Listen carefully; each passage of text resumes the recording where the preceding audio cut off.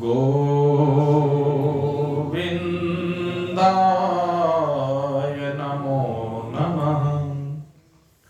श्रीकृष्णाय नमो नमः। नारायणाय नमोस्तुते।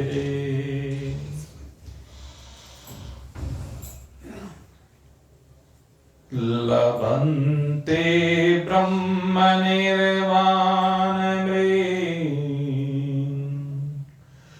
लभन्ते ब्रह्मनिर्वाणमृष्यचिन् कलमसान् छिन्द्रैधायतात्मानः सर्वभूतहिते रतः कामक्रोधवियुक्तानां यतीनां यतचेतसाम्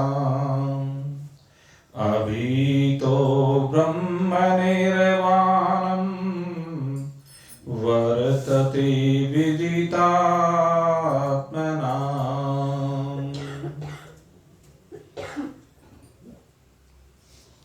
उपस्थित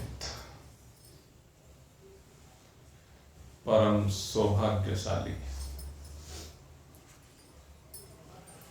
भगवत रस पिपासु भगवत कृपा संयुक्त भगवत भक्त वृत्त परमात्मा की महान महती दयाद्र करुणाद्र कृपा के प्रणाम स्वरूप आज हम सभी अत्यंत हर्षोल्लास के साथ मकर संक्रांति का पुनीत पावन पर्व मना रहे हैं। आज के दिन भगवान सूर्य नारायण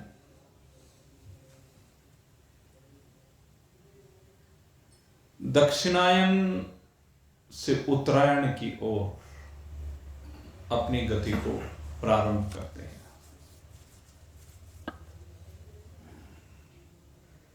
आज का दिन भगवान सूर्य नारायण कहते हैं कि परिवर्तन का दिन है।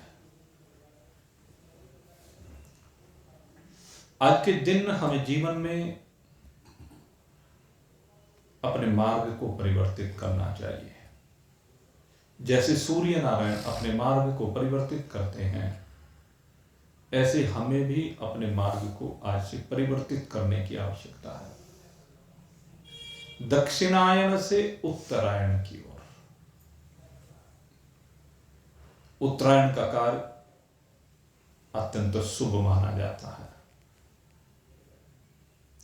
जब जीव की गति का प्रश्न आता है तो उसमें भी उत्तरायण का जो महीना है, महीना क्या 6 महीने होते हैं वैसे तो, उत्तरायण का जो समय होता है उसको श्रेष्ठ गति में माना जाता है।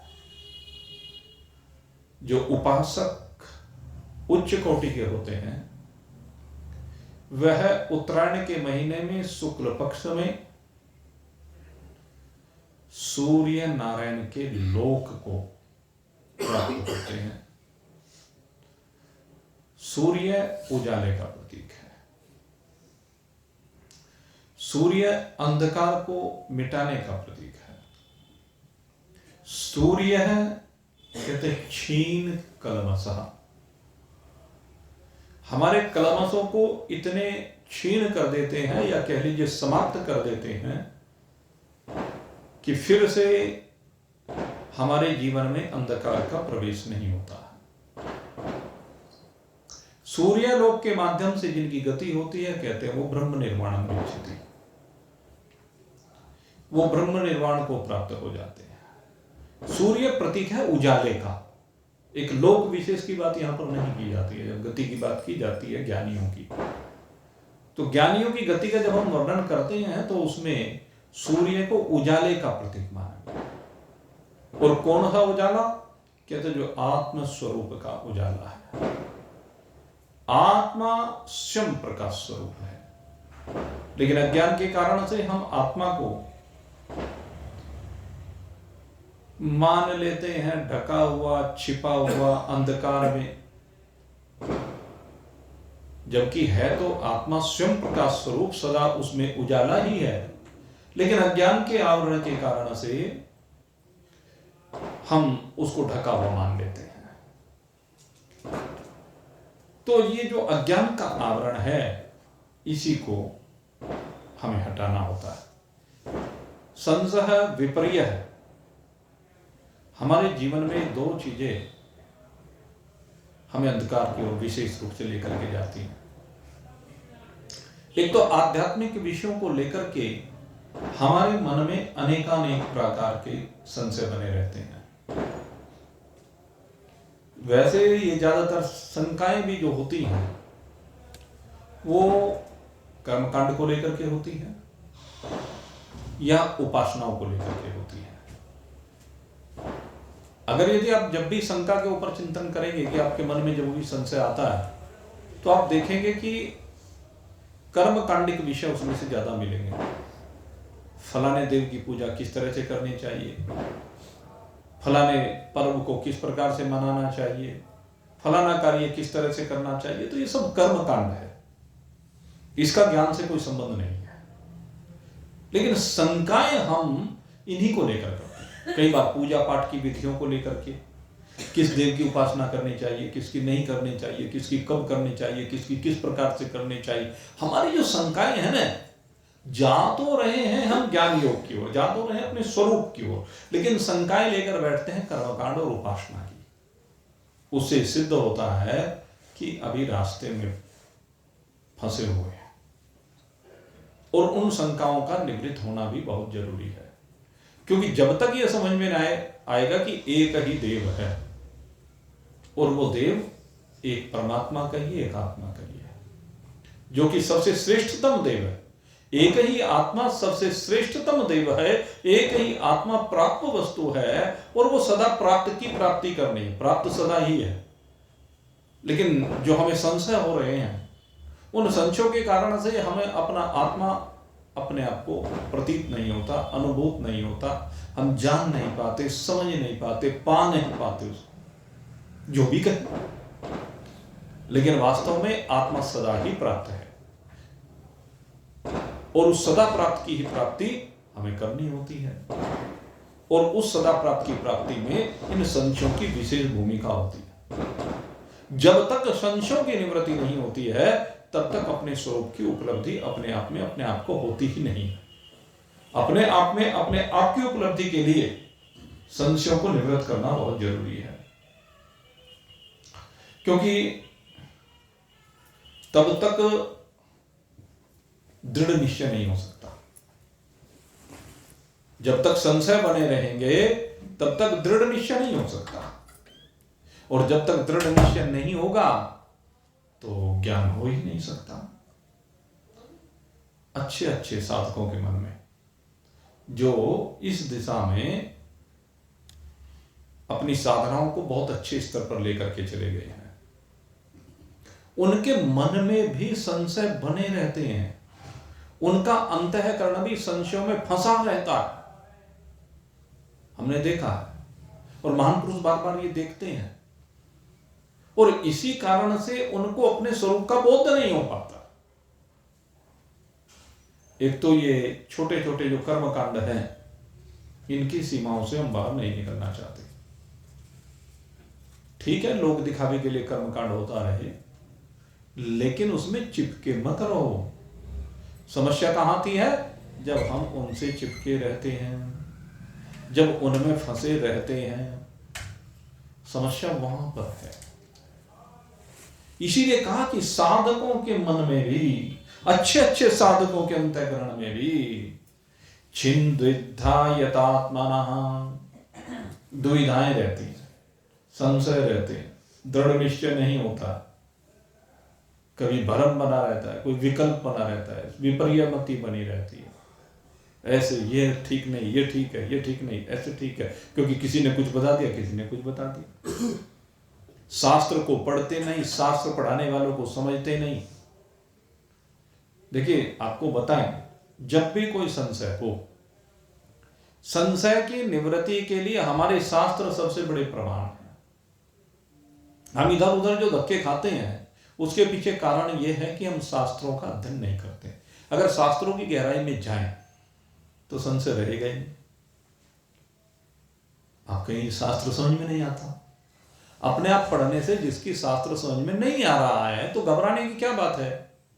फिर उन तत्वविज्ञ के पास जाना चाहिए जिन्होंने उन शास्त्रों को पढ़ लिया, जिन्होंने उन शास्त्रों को अनुभूत कर लिया है, जो उन शास्त्रों की भाषा को आपको समझा सकते हैं। शास्त्र में कहां कब क्या बात कही गई है वो महान पुरुष स्पष्ट कर देते हैं।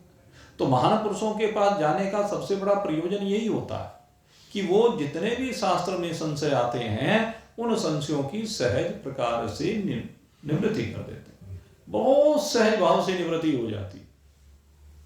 इसलिए बहुत जरूरी है कि हम थोड़ा सा शास्त्रों की ओर, और शास्त्रों की ओर भी प्रमाणित शास्त्रों की ओर बढ़े। जो हमारे प्रमाणित शास्त्र हैं, विशेष रूप से हमारे जो प्रमाणित शास्त्रों में, प्रक्रिया ग्रंथों में 3 ग्रंथों को मुख्य रूप से माना जाता है, या 3 प्रकार के ग्रंथों को कह लीजिए। इन ग्रंथों में सबसे पहले जो नंबर आता है वो ब्रह्मसूत्र का आता है, जो हमारा छठा शास्त्र है, जो भगवान वेद व्यास जी ने लिखा है, और इसको वेदांत नाम से कहा जाता है। इसको वेदांत दर्शन भी कहते हैं, वेदांत सूत्र भी कहते हैं, ब्रह्म सूत्र भी कहते हैं, खाली वेदांत भी कहते हैं, नाम कुछ भी रख लीजिए। ये शास्त्र पढ़ना बहुत जरूरी है। इसके बाद कहते हैं कि जो हमारे 11 उपनिषद हैं, मुख्य रूप से वैसे तो उपनिषद बहुत हैं, संख्या में 200 से भी ऊपर उपनिषद उपलब्ध हैं, लेकिन मुख्य रूप से जो हमारे 11 उपनिषद हैं, ईश, केन, कट, प्रश्न, ऐत्रेय, तैत्रेय, बृहदारण्यक, छांदोग्य, श्वेताश्वतर, मुंडक, मांडुक्य, ये 11 उपनिषद। इन 11 उपनिषद को हमें समझना होगा। और इसके बाद श्रीमद् भगवद गीता, जो इन उपनिषदों का सार है। इन तीनों को मिलाकर के इनको प्रक्रिया ग्रंथों में प्रस्थान त्रयी कहा जाता है। और आज आपको एक बात और मैं बता दूं, आपने बहुत बार सुना होगा कि महामंडलेश्वर की उपाधि दी जाती है। बहुत से महान पुरुषों को महामंडलेश्वर कहा जाता है। अब तो कोई किसी आश्रम का अधिपति बन जाए, जब कोई किसी आश्रम का अधिपति बन जाता है तो हम सामान्यतः कह देते हैं उसे कि ये महामंडलेश्वर हो गया। जब भी कोई अधिपति बन जाए, किसी को किसी आश्रम का चार्ज मिल गया, किसी ने किसी आश्रम को बना लिया, तो उसको कह देते हैं कि ये महामंडलेश्वर है। लेकिन ये महामंडलेश्वर एक उपाधि है, और ये प्रमाणित उपाधि है। और पहले ये उपाधि केवल उसी को दी जाती थी जो प्रस्थान त्रयी, ये जो तीनों मैंने आपको बताए हैं, ब्रह्मसूत्र, उपनिषद और गीता जी, जो इन तीनों के ऊपर विजय प्राप्त कर लेता था, अर्थात इन तीनों का जिसको ज्ञान हो जाता था, जो इन तीनों को समझाने में सक्षम है। आगे बात सुन, जो इन तीनों को पढ़ाने की योग्यता रखता है, उसको महामंडलेश्वर की उपाधि से सम्मानित किया जाता था। जो इन तीनों की परीक्षा हो और इन तीनों की परीक्षा होने में परीक्षा में सफल हो जाए, उसको महामंडलेश्वर कहा जाता था। अब भाई कलयुग के विकार के आने के कारण से वो किसी को भी कह ले, वो एक अलग बात है, लेकिन नियम यही है। तो ये जो 3 प्रकार के ग्रंथ हैं, अगर यदि इन तीनों प्रकार के ग्रंथों का अध्ययन कर लिया जाए तो कोई संशय रह ही नहीं सकता, क्योंकि ये ग्रंथ समस्त प्रकार के संशयों की निवृत्ति करते हैं। ये प्रमाणगत संशय और प्रमेयगत संशय, ये जो 2 विशेष रूप से आध्यात्मिक दिशा में, एक प्रमाणों में और एक प्रमेय में। प्रमाण मतलब शास्त्रों में जो शंकाएं आती हैं, हमारे मन में शास्त्रों को लेकर भी बहुत सी शंकाएं बनी रहती हैं, तो शास्त्रों के अध्ययन में जो शंकाएं आती हैं उनको प्रमाणगत संशय कहते हैं। और एक होते हैं प्रमेयगत संशय। प्रमेय में माने वो पदार्थ जिसे हम पाना चाहते हैं, प्रमेय माने सीधी सी भाषा में परमात्मा। तो परमात्मा के संबंध को लेकर के जो हमारे मन में संशय होता है कि परमात्मा कैसा है, परमात्मा कैसे मिलेंगे, परमात्मा को प्राप्त करने के लिए क्या करना है, परमात्मा का स्वरूप क्या है, इत्यादि इत्यादि, इनको कहते हैं प्रमेयगत संशय। तो प्रमाणगत संशय और प्रमेयगत संशय ये जब निवृत्त हो जाते हैं तो अपने स्वरूप का बोध हो जाता है। क्योंकि उससे क्या है, उससे जो परमात्मा के संदर्भ में असंभावना और विपरीत भावना, ये दो दोष होते हैं। एक है असंभावना, एक है विपरीत भावना।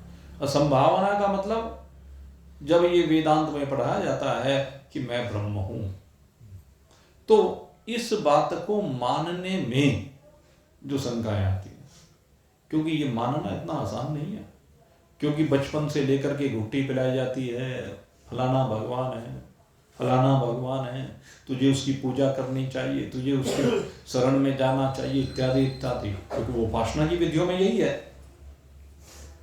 तो वो जब ये कहा जाता है कि तू ब्रह्म है, तो तू ब्रह्म है को जब समझाया जाता है, वो ये समझता है कि मैं भगवान हूं, और भगवान के जो लक्षण कहे गए उसे अपने में दिखाई नहीं देते, फिर वो इस शरीर में उन लक्षणों को देखना चाहता है। जबकि उसको समझाया जाता है कि तू ब्रह्म है। ब्रह्म और भगवान दोनों को एक करके देखने लगता है। वो इस बात को भूल जाता है कि तेरी एकता भगवान के साथ नहीं की जा रही है, तेरी एकता ब्रह्म के साथ है। और ब्रह्म वो है जिससे ईश्वर भी प्रकाशित हो रहा है, भगवान भी प्रकाशित हो रहा है, और तेरा ये जीवपना भी प्रकाशित हो रहा है, जिसमें जीवपना भी भास रहा है और ईश्वरपना भी भास रहा है और जगतपना भी भास रहा है, जिसमें तीनों भास रहे हैं, वो ब्रह्म। उस ब्रह्म के साथ ईश्वर की भी एकता है, उस ब्रह्म के साथ जीव की भी एकता है, उस ब्रह्म के साथ जगत की भी एकता है। जीव, जगत और ईश्वर तीनों के बीच के जो भी भेद है, वो सारे भेद भ्रांतियां निवृत्त हो जाती हैं जब आपको अपने ब्रह्म स्वरूप का बोध हो जाता है। तो असंभावना सदा यही रहती है कि चूंकि घुट्टी ये पी हुई है ईश्वर, सर्वोपरि सत्ता ईश्वर, ये ठीक है कि सर्वोपरि सत्ता ब्रह्मांड में ईश्वर ही है, इसमें कोई कहीं से कहीं तक कोई संशय हो ही नहीं सकता। लेकिन जब ब्रह्म ज्ञान दिया जाता है तो ब्रह्म ज्ञान में ईश्वरीय सत्ता, जो निर्गुण निराकार सत्ता है, जिसमें ईश्वर भी विराजमान है, उसको लेकर के कहा जाता है। तो असंभावना दोष तब दूर होते हैं जब प्रमाणगत और प्रमेयगत संशय निवृत्त हो जाते हैं। और फिर विपरीत भावना, विपरीत भावना संभावना के साथ ही जुड़ी है। जब ये लगता है कि तो असंभव है, तो फिर विपरीत भावना ये आ जाती है कि मैं और भगवान दोनों अलग है, मेरे और भगवान की एकता नहीं है। जबकि वो फिर वही बात है, ब्रह्म की एकता की जा रही है। तो उसके मन में से जब तक ये स्पष्ट नहीं होता है, ये संशय जब तक बना रहता है कि मैं और ब्रह्म भिन्न हैं, तो उसको अपने स्वरूप की उपलब्धि नहीं होती। इसलिए कहा प्रमेयगत संशय दूर होने जरूरी है। प्रमेय पदार्थ जो प्रमाणों से जिस पदार्थ को प्रमाणित किया जाता है, तर्कों के द्वारा जिसे प्रमाणित किया जा रहा है, प्रवचनों में जिसको समझाया जा रहा है, अनेकानेक प्रकार से जिसको हमें वो कहते हैं ना पीएचडी करके, पीएचडी कराई जा रही है अनेकानेक प्रकार से, और पीएचडी करा करके यही समझाया जा रहा है कि तू ब्रह्म है, तत्त्वमसि तत्त्वमसि तत्त्वमसि। तो ये जो तत्त्वमसि का बोध है, ये तत्त्वमसि का बोध कब होता है? जब ये प्रमाणगत और प्रमेयगत संशय निवृत्त हो जाते हैं। इसलिए कहते हैं कि साधकों में भी ये संशय जो बने रहते हैं, इन संशयों की निवृत्ति होनी आवश्यक है। सारी दुविधाओं को मिटाना जरूरी है, और तभी जाकर के ये अपनी बात बन सकती है। अब कहते हैं इसमें बाधाएं कहाँ, इसका प्रक्रिया है। अब कहते हैं बाधाएं हैं कुछ। बाधाएं क्या हैं? काम क्रोध वियुक्तानां यतीनां यतचेतसाम् अभीतो ब्रह्म निर्वाणं वर्तते विदितात्मानां। कहते जब तक काम और क्रोध इन दोनों की सीमा से बाहर नहीं होंगे, जब तक इनको जीता नहीं जाएगा, तब तक अपने स्वरूप का साक्षात्कार नहीं हो सकता है। ये शरीर छूटने के बाद ब्रह्म निर्वाण की प्राप्ति उसी को होती है। इसलिए जरूरी है इस काम और क्रोध को समझना। काम मतलब कामनाएं, किसी भी प्रकार की कामना, किसी भी प्रकार की चाहत, किसके संदर्भ में? कहते हैं संसार के संदर्भ में। संसार में जो भी कुछ दिख रहा है, ये भूल जाता है कि इसकी उत्पत्ति होती है और इसका विनाश होता है। ये सब कुछ क्षण भंगुर है, लेकिन क्षण भंगुर में भी फंसा रहता है। इस क्षण भंगुर को कभी असत नहीं मानता। इस क्षण भंगुर को सत मान करके असत में सत बुद्धि वाला हो जाता है और अपने स्वरूप में इस असत का तादात्म्य कर लेता, जबकि इस असत का वास्तव में कभी कोई भाव है ही नहीं। ये केवल एक स्वप्न की भांति प्रतीत हो रहा। इस स्वप्न की भांति प्रतीत होने वाले उत्पत्ति विनाशशील संसार को अपने में मान लेता, अपने साथ एक रूप करके मान लेता है। और इसी कारण से जब इसको मान लेता है तो इसके संग्रह को लेकर, इसकी प्राप्ति को लेकर के बार बार इसके मन में भाव आते रहते हैं। इसी को कामना कहते हैं। और जब तक कामना का ह्रास नहीं होगा, कामना समाप्त नहीं होगी। कामना कब समाप्त होगी? जब यह असत भाव समाप्त होगा। जब तक असत भाव बना रहेगा तब तक कामना समाप्त हो ही नहीं सकती। और कहते हैं जो ये साधक होता है उसमें काम और क्रोध धीरे धीरे कम होते चले जाते हैं। कोई भी साधक हो, जब साधना के मार्ग पे लगता है तो एक वैराग तो उसमें स्वाभाविक रूप से दिखना प्रारंभ हो जाता है। और वैराग भी किसके प्रति दिखता है? इन्हीं के प्रति दिखता है। ये संसार जो है, इसके जो पदार्थ हैं जिनमें वो पहले रुचिवान रहता था, धीरे धीरे वहां से रुचि कम होनी शुरू हो जाती है। और जब धीरे धीरे उनमें से रुचि कम होती है तो ये काम और क्रोध भी कम होने लगते हैं। ये साधकों का सबका अपना अनुभव होता है। और जो चीज धीरे धीरे कम होती चली जाती है, एक दिन ऐसा भी आता है कि वो मिट भी जाती है। लेकिन कई बार भ्रांतियां बन जाती हैं। अब एक बहुत बढ़िया गणित यहां आपको समझाया जा रहा है। इसको समझने की आवश्यकता है। साधक के अनुभव की पहले चर्चा कर रहे हैं। इन काम और क्रोध को लेकर के एक एक भाव को बड़े ध्यान से सुनना, समझना और सुनने समझने के बाद देखना कि हम इसमें कहां ठहर रहे हैं। नंबर 1 कहते हैं कि जब साधक साधना करता है, कहना काम और क्रोध आदि जो है दोष हैं, पहले जितने जल्दी आते थे, पहला स्तर बता रहे हैं, फर्स्ट स्टेप, जितनी जल्दी काम और क्रोध पहले आते थे उतने जल्दी अब नहीं आते। पहला अनुभव ही है। पहले बहुत जल्दी जल्दी आते थे, जरा जरा सी बात में आता था काम और क्रोध। किसी पदार्थ को देखा, उसको खाने की इच्छा एकदम देखते ही हो जाती थी, रोक नहीं पाते थे। किसी कपड़े को देखा तो उसे पाने की इच्छा एकदम हो जाती थी। आभूषण को देखा तो उसे पाने की लालसा एकदम हो जाती थी। लेकिन जब साधक बन जाते हैं तो साधक बनने पर पहला स्टेप, ये पहला स्टेप है अभी, कि उनकी इच्छा अब कम होने लगी। उतनी जल्दी अब जीभ फिसलती नहीं है। ये जीव भोगों में इतनी जल्दी अब फिसलता नहीं है। पहले जो जरा सा देखते ही एकदम फिसल जाता था। तो ये तो फर्स्ट स्टेप है। इस स्थिति के बाद फिर दूसरी स्थिति आती है। अब उसे लगने लगता है कि ये उसे अपने अंदर लग रहा है, ये उसकी अनुभूति है। दूसरा क्या देख रहा है उस बात से कुछ संबंध नहीं, लेकिन उसको लगने लगे। बात ये कह रहे हैं, जब उसको अपने आप से लगने लगा, हाँ मुझे जो है थोड़ा सा काम क्रोध मेरे अंदर कम होने लगा है, अब मुझे उतनी जल्दी क्रोध नहीं आता है, अब मेरे अंदर किसी भी वस्तु को प्राप्त करने की उतनी इच्छा उतनी नहीं है। दूसरी बात यह है, एक तो जल्दी जल्दी नहीं होती है की इच्छा, दूसरे यह है कि इनका जो वेग पहले होता था वो वेग भी अब दब गया। अब वेग का मतलब क्या है?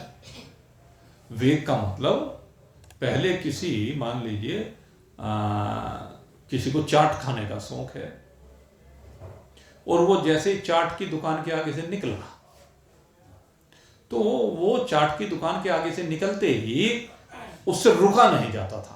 एकदम ऐसा आवेग आता था कि एकदम बस तेजी से दौड़ता और दौड़ करके पहले चाट ही खानी। तो इसको कहते हैं वेग। ये आवेग है, काम क्रोध का वेग जो पिछले मंत्र में भी आया था। इस आवेग के कारण से वो चाट खाने की इच्छा बड़ी प्रबल होती थी। कहते हैं जितनी तेजी से वेग पहले आता था उतनी तेजी से अब वेग इनका नहीं बनता, वो आवेग नहीं रहा है। तो एक भाव तो ये बना कि अब ये भाव जल्दी जल्दी नहीं आते, एक इनका वेग उतना नहीं होता। और तीसरी बात यहां पर कह रहे हैं, कहते हैं पूर्ति ना होने पर जितनी देर ये काम और क्रोध ठहरते थे अब उतनी देर नहीं ठहरते। तो ये तीनों चीज, सबसे पहला अपने को देखने में इन तीनों चीजों को हम देखें। साधक को ये देखना है कि पहली तो बात यह है कि काम क्रोध, मान लीजिए पहले क्रोध 10 दिन में एक बार आता था, अब वो 10 दिन में आने वाला क्रोध 15 में आने लगा, क्या महीने में आने लगेगा, 2 महीने में आने लगेगा। पहली बात तो अगर ये है तो इसका मतलब साधना के पथ पे आप आगे बढ़ रहे हैं। दूसरे, पहले जो इसका वेग होता था, इसको सहन करने की क्षमता, आपने किसी चीज को देखा और देखने के बाद पहले तो ये था कि 10 मिनट के अंदर अंदर, जैसे घर में मान लीजिए क्या हुआ कि बहुत से लोगों की आदत है कि बरसात सी हो गई, बरसात का मौसम हुआ और कहने लगे भाई चाय पकौड़ी का मन कर रहा है। क्योंकि हमने देखा ज्यादातर लोगों को, हम तो चाय पीते नहीं है इसलिए कभी हमें तो उसकी लालसा हुई नहीं कभी। तो लोग क्या है, बस ऐसे बरसात से होते, हमने बहुत लोगों को देखा भाई हमारा तो बस रहा नहीं जाता, एकदम गर्मा गर्म चाय और पकौड़ी। अब आते घर वाली को कहा बस चाय पकौड़ी का मन कर रहा है, बनाओ फटाफट। अब वो कुछ कर रही है, नहीं कर रही है, बेचारी वो लगी हुई है। अब उधर बरसात में अपने आप तो परेशान हो रहा है, उसे और परेशान कर रहा है। अरे बरसात तुझे परेशान कर रही तो उसे नहीं कर रही है क्या? तो पहले बिल्कुल रुका नहीं जाता था। फिर वो कहती भाई ऐसा है, थोड़ी देर सब्र करो, अभी मैं फलाना काम कर रही हूँ, ये काम कर लो, उसके बाद चलो बना देंगे। तो अब वो वेग कम हुआ कि नहीं? अब उसकी बात मानते हो कि नहीं मानते हो? तो ये देखने की आवश्यकता है। और तीसरी बात, जो कहीं मान लीजिए किसी कारण से नहीं बात पूरी हुई, तो जो मन में झुंझलाहट है, क्रोध है, भावना है, वो अभी कितनी देर तक टिकी हुई है? कितनी देर में तुम्हारे दिमाग में से वो भूत निकला? पहले भूत कितनी देर में निकलता था और अब कितनी देर में भूत निकलता है? हाँ, क्या करे? भूत नहीं जो तो प्रेत हो जाए। भूत कहो या प्रेत कहो भाई, वो अपना आप तब करे ही नहीं घर को जो भी आप कहो।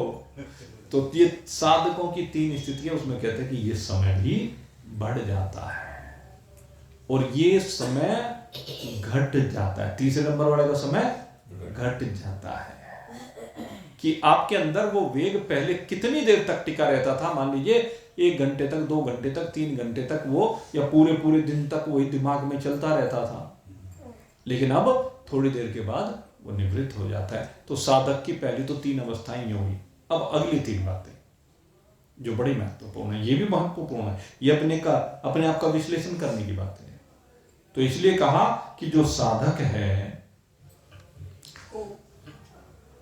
अब वो कहते हैं, उसको प्रतीत होता है कि काम क्रोध का वेग अब पहले से भी अधिक हो गया। अब ये आपको एक बहुत बड़े रहस्य की बात बता रहे हैं, और ये रहस्य भी है और अनुभूति भी है। मैं आपको बताता हूं। अब अपनी अपनी स्थिति को अब यहां पे विचार करने की बात है। ये बहुत बड़ी बात कही जा रही है कि साधना करते करते और वेग बढ़ गया। कभी कभी ऐसा भी लग सकता है। अब ये तो बड़ी विचित्र सी बात हुई। अभी तो घटने की बात कर रहे थे, बढ़ने की बात कर रहे हैं। बड़ी विचित्र बात है ना। लेकिन साधना काल में ये भी होता है, लेकिन ये कभी कभी होता है। वो जो तीनों बातें कही वो अपनी जगह पर बिल्कुल ठीक कही, लेकिन अब जो बात कहने जा रहे हैं वो भी अपनी जगह पे बिल्कुल ठीक है, वो भी प्रमाणित कर रहे हैं। शास्त्र हर बात को प्रमाणित करके बताता है, और हर चीज को जो प्रैक्टिकल है वो आपको बता रहा है। ये नहीं कि यूं ही, जो प्रैक्टिकल है, बिल्कुल जो अनुभूत है, प्रैक्टिकल माने अनुभूत, जीवन में उतरा हुआ विज्ञान। ज्ञान अलग होना अलग चीज है, लेकिन विज्ञान, जो ज्ञान हमें अहम ब्रह्मास्मि का महान पुरुषों की कृपा से सुनने को मिला है, समझ में आया है, जब तक वो अनुभूत नहीं है तो विज्ञान नहीं बन सकता। इसलिए विज्ञान को श्रेष्ठ कहा गया, लेकिन इस विज्ञान को श्रेष्ठ नहीं कहा गया। जो विज्ञान भौतिक विज्ञान है उसको नहीं, आध्यात्मिक विज्ञान। यह आध्यात्मिक उपलब्धि की बात है, आध्यात्मिक विज्ञान की बात है। तो कभी कभी ये लगेगा कि काम और क्रोध का जो वेग है वो पहले से भी अधिक आ गया है। इसका कारण बता रहे हैं। पहला कहते हैं, साधन करने से जो भोगों में आसक्ति है वो मिटती चली गई और पूर्ण अवस्था प्राप्त हुई नहीं। पहली स्थिति तो यह है इसमें कि साधन जो हम कर रहे हैं, परमात्मा की ओर जो हम बढ़ रहे हैं, उससे भोगों की आसक्ति तो मिट गई, लेकिन क्या है कि पूरी तरह से नहीं मिटी। अभी पूर्ण तृप्ति नहीं हुई, पूर्ण वैराग्य नहीं हुआ। तो उस समय कभी कभी ऐसा हो सकता है कि वो आवेग हमें लगे कि बहुत ज्यादा हो गया, पहले से भी अधिक इच्छाएं बन गई किसी विषय को लेकर के, सब चीजों को लेकर नहीं।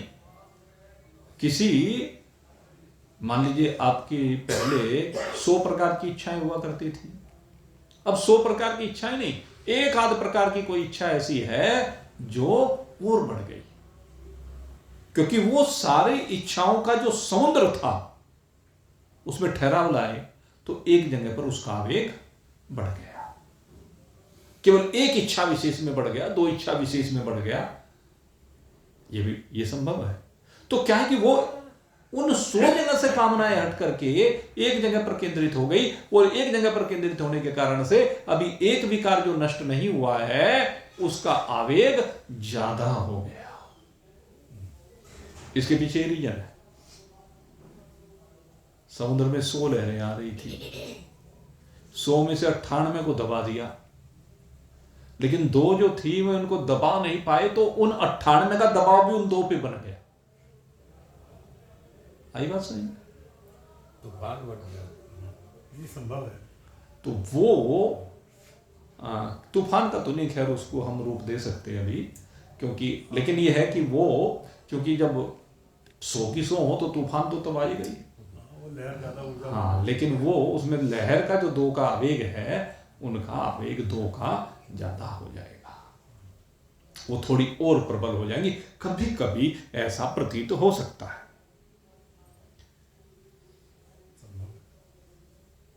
वस्त्रों की इच्छा, खाने की इच्छा, भोगने की इच्छा, धन प्राप्त करने की इच्छा, जितनी भी इच्छाएं हैं सभी, उनमें से वस्त्रों में कोई आकर्षण नहीं रहा, आभूषणों में कोई आकर्षण नहीं रहा, लेकिन लोभ बना हुआ है। अब वो जो दिमाग उधर काम और उससे हटा, भोजन से हटा, वस्त्रों से हटा, आभूषणों से हटा, मान सम्मान से हटा, लेकिन वो धन का लोभ और दबाव पड़ गया, उससे उसका ध्यान अब जितना उधर जाता था उसमें से कुछ डाइवर्ट उधर हो गया।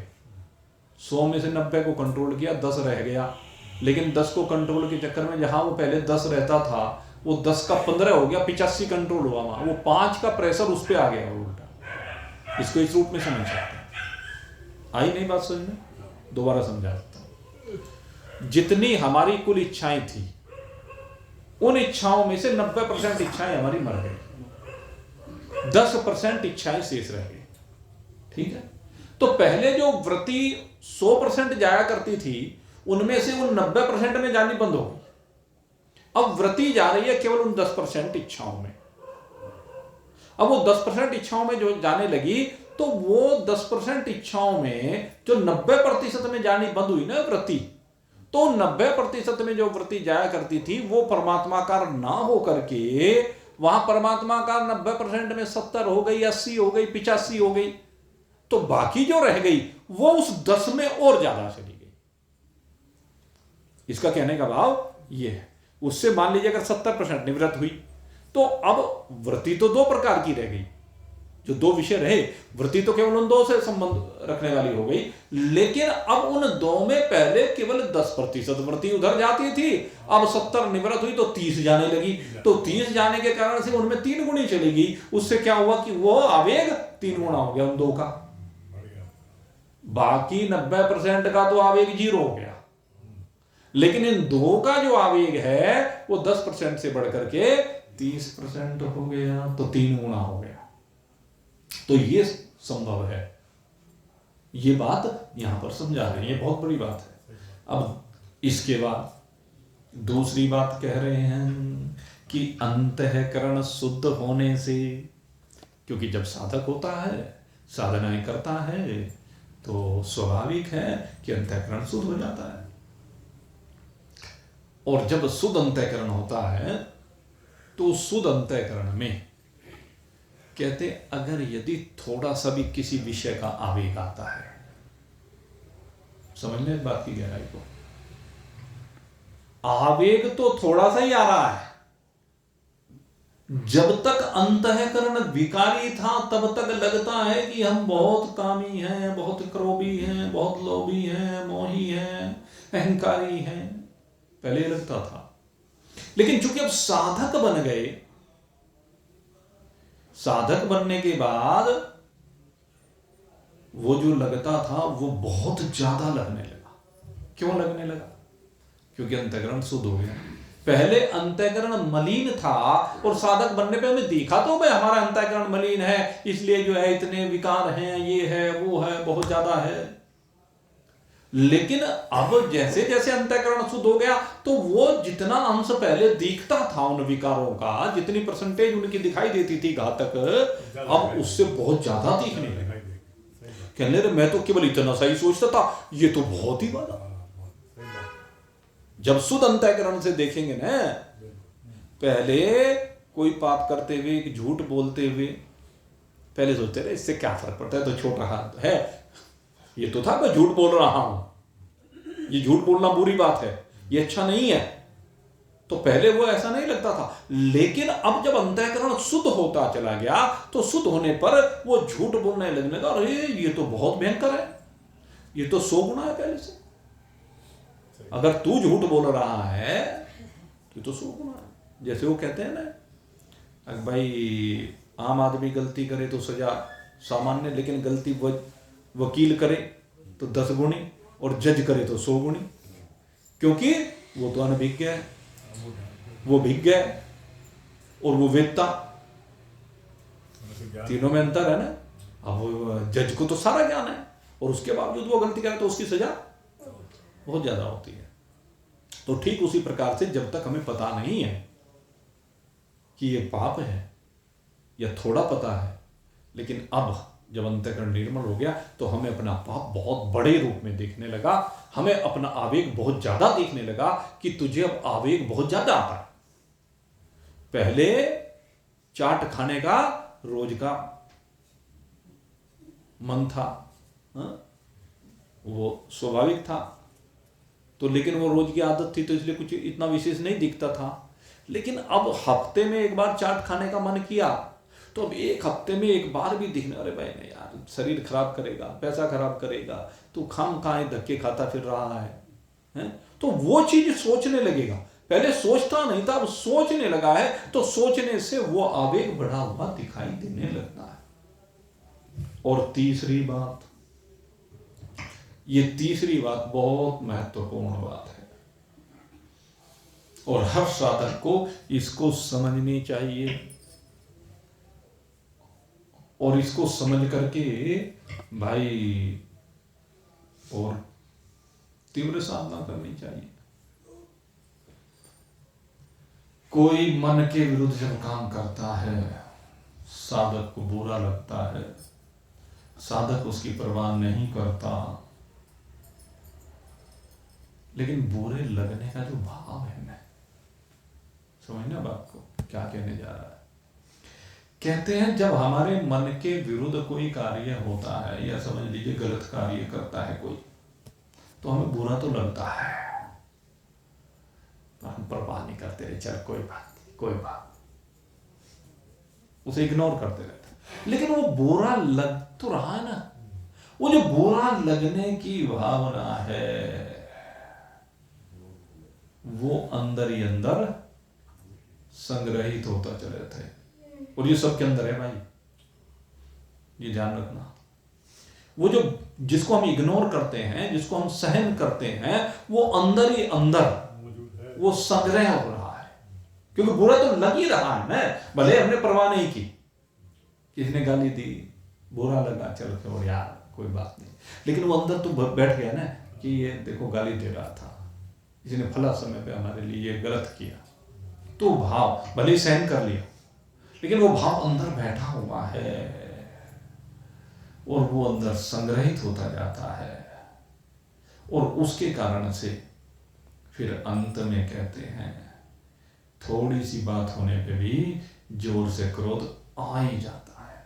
उसके कारण से जब आवे ना फिर वो तो पूरा गुबार निकल जाता है पिछला, क्योंकि भीतर जो संग्रह हुआ था वो सारे का सारा एक साथ बाहर आ जाता है। रोज रोज हम सहन करते चले गए, लेकिन किसी बार हमें ऐसा लगता है कि गलती छोटी सी, और छोटी सी गलती पे बहुत ज्यादा आ गया। हमें लगा यार ये तो बहुत गलत बात है, हम बाद में पछताते भी हैं इस बात के लिए, दूसरे व्यक्ति को भी बड़ा आश्चर्य होता है, आश्चर्य होता है ये व्यक्ति, ये तो संत आदमी, इसको कैसे गुस्सा आ गया। क्योंकि कई बार ऐसी स्थिति होती है कि सहन करते करते आखिर में गुबार निकल ही जाता है, और जब वो निकलता है ना तो वो ऐसा लगता है कि तो छोटी सी बात कहती है, जिसके बात को बतंगड़ बना दिया भाई इन्होंने, तो बहुत बुरा। और ये कई बार हो जाता है, बहुत बार देखा हमने, तो भाई हम दूसरे क्या कहे अपने आप में दिखता है। ये जो पढ़ी बात को हमें भी कभी कभी लगने लगा, कभी गुस्सा नहीं आता, लेकिन जिस दिन कभी आ जाए तो फिर भाई वो, ये बात यहाँ शास्त्र में लिखी है, बहुत बातों को सहन करते हैं, ना चाहते हुए सहन करते रहते हैं, लेकिन जब इसको पढ़ाना है तब लगा हाँ भाई ये बात जो है ठीक बात है। बाद में गलती का एहसास होता है कि नहीं ऐसा नहीं करना चाहिए था, ऐसा गुस्सा नहीं आना चाहिए था, ये इतनी बड़ी बात नहीं थी। लेकिन वो क्या हुआ, संग्रहित होता गया, और संग्रहित होते होते होते वो एक छोटी सी घटना बताता हूँ जीवन की। बद्रिकाश्रम में जब पहली बार कथा की तो वो जो गाड़ियाँ आनी थी सुबह सुबह आनी थी, वो बसर में 4-5 बजे चलने का प्रोग्राम था, नाश्ता पानी सब तैयार हो गया था।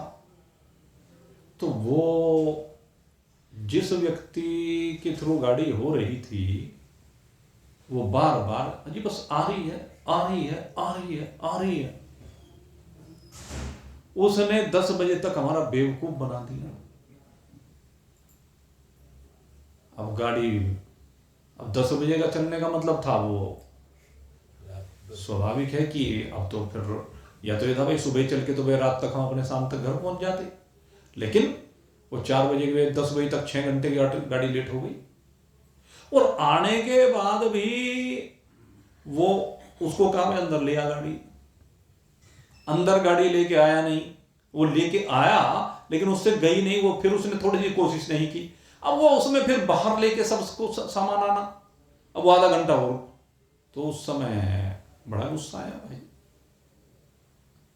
एक स्वाभाविक वो क्यों, तो इस बात को पढ़ने के बाद उस बात समझ में आ रही है गुस्सा क्यों आया, कि उसकी वो जो 6 घंटे की वो थी, उसका झूठ, उसकी हेरा फेरी, उसकी कपट, एक बार वो सच सच बता देता, अजी गाड़ी तो जो है रुद्रप्रयाग खड़ी हुई वहां से चली है और वहां से चल के आपके पास इस समय पहुंचेगी, तो आदमी शांति से बैठा रहे। और वो 6 घंटे तक बाहर सामान लगा के सारे बैठे रहे, सारी पब्लिक थी पूरी, तो वो क्रोध बढ़ता चला गया, अंदर ही अंदर आता चला, उसको कहा कुछ नहीं, लेकिन फिर वो उतर वहां गया उस समय, जबकि वो इतनी बड़ी बात। तो ये एक स्वाभाविक सी बात मैं आपको बता रहा हूं, शास्त्र बता रहा है। तो अब इस चीज पर भी कहते हैं नियंत्रण करना है, और इस पर कहते हैं ये आता क्यों है, कहते हैं इसके आने के पीछे भी कारण है। कहते हैं ये जो भाव आ रहे हैं ये कहीं ना कहीं अभी उत्पत्ति और विनाशशील जो ये जगत है, जितनी भी उत्पत्ति और विनाश वाला ये खेल चल रहा है, उसके साथ कहीं ना कहीं कोई अटैचमेंट बना रहता है, और उसी अटैचमेंट के कारण से ये ऐसा होता है। साधक ये समझ लेता है, साधक तो समझ लेता है कि मेरी पूर्णावस्था हो गई है, लेकिन कहीं ना कहीं उस पूर्णावस्था का अपने आप में अभी पूर्णतः अनुभव नहीं होता है।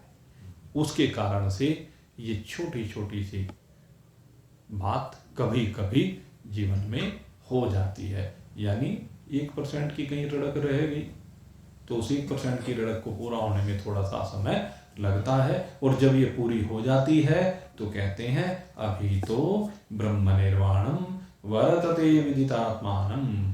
तो उसके बाद कहते हैं जब उसे अपने वास्तविक सुख का पूरा बोध हो जाता है तो फिर ये सब चीजें निवृत्त हो जाती हैं।